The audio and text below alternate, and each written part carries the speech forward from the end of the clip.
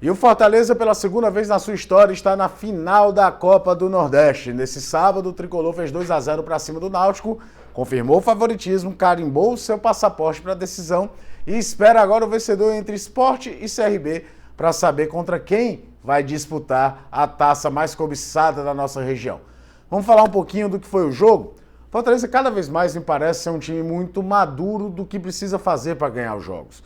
Muitas vezes se adapta a situações diferentes, nem sempre joga um futebol vistoso, de criar 1, 5, 10 chances de gol, como foi, por exemplo, contra o Atlético de Alagoinhas, mas consegue controlar a partida a seu favor.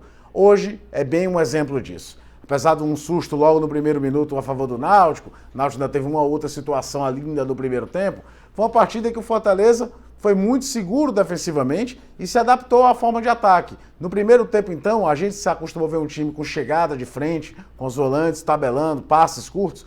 Foi um time que apostou muito mais numa bola longa, aproveitando uma zaga do Náutico jogando com a última linha muito adiantada. O lance do gol, então, ilustra isso de forma brilhante. Um passe espetacular do Tinga. Renato Kaiser se antecipa, sai certo na hora do lançamento. Ao contrário do que o Bandeirinha achou que marcou impedimento, ainda bem que existe o VAR para evitar esse tipo de injustiça. Renato Kaiser foi, serve o Robson, e o Robson é aquilo, né? Costuma perder gols bobos, costuma às vezes fazer raiva ao torcedor, mas tem na conta dele diversos gols difíceis e que abriram o placar de vitórias do Fortaleza. Isso no Campeonato Brasileiro isso foi muito comum. O Robson dificilmente é o cara que faz o gol do 3, do 4-1, mas é o cara que abre muitas vezes o caminho da vitória para o Fortaleza. Foi o que aconteceu hoje, ele faz 1-0. Ele também teve talvez a outra boa finalização do Fortaleza na primeira etapa, um chute de média distância que o Lucas Pérez defendeu. Abaixa no primeiro tempo, no geral, primeiro a atuação do Jussa de fato bem abaixo, errando muito espaço e cometendo alguns erros defensivos.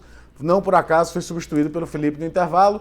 E a lesão do Tinga, não que o Landázuri tenha entrado mal, ao meu ver não entrou, cada vez mais consciente, entendendo o sistema do Juan Pablo Vojvoda, mas a verdade é que o Tinga é muito mais do que um jogador hoje, ele é um símbolo desse Fortaleza, né? É um cara que muitas vezes quando o time está na rotação abaixo, ele acelera e parece que leva todo mundo junto.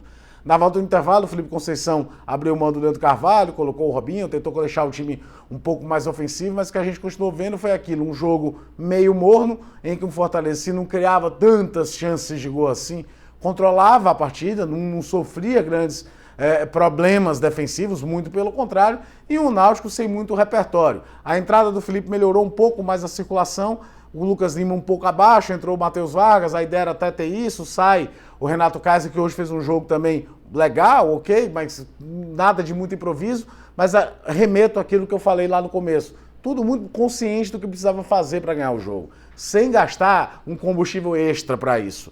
A entrada do Romarinho deu um pouco mais de agilidade, Fortaleza até cresce, se não era um domínio pavoroso, mas não dava sustos, e tem um lance do pênalti, que ao meu ver também não precisava de confirmação pelo VAR, que o Fortaleza teve a chance de fazer o 2-0. E aí vem aquela coisa do jogo eliminatório. Se o Fortaleza também não acelerava tanto o jogo até para isso, para evitar correr riscos mínimos, quando o Vargas bate o pênalti, e aí abre-se aspas, se o batedor é o Iago Pikachu, que tem que bater o Iago Pikachu, tá? Com todo respeito ao Matheus Vargas, o Vargas perde o pênalti, o Náutico ganha um lapso de esperança. E aí, jogo eliminatório é traiçoeiro. O Evandro quase empata o jogo, né? O Marcos Sola bem colocado evita, num chute de primeira do atacante da equipe pernambucana, de empatar o jogo, e aí levaria para os pênaltis, levando para uma configuração de partida completamente diferente. Até porque cá entre nós, de novo, repito, o Náutico nem com as mudanças, nem com a entrada do Carpino, que levou o Ralf para a lateral direita, para deixar um time mais ofensivo, o Náutico em nenhum momento exerceu algum tipo de pressão para cima do Fortaleza. O Vojvoda colocou o Romero aos 40, poderia ser muito mais uma ideia de ter alguém para segurar a posse de bola lá na frente.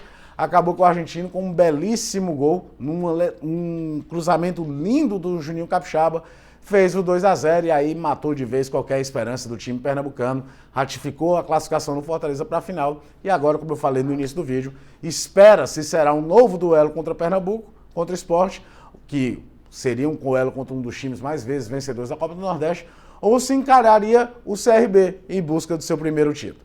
De qualquer forma, ao meu ver, até adianto logo, acho que o Fortaleza hoje vive um momento de maturidade tão grande que chega na final como favorito, seja contra o CRB, seja contra o Sport. Mandar um abraço a todo mundo que está inscrito no canal. Se você não está inscrito, se inscreva. Participe do Futebolês junto com a gente.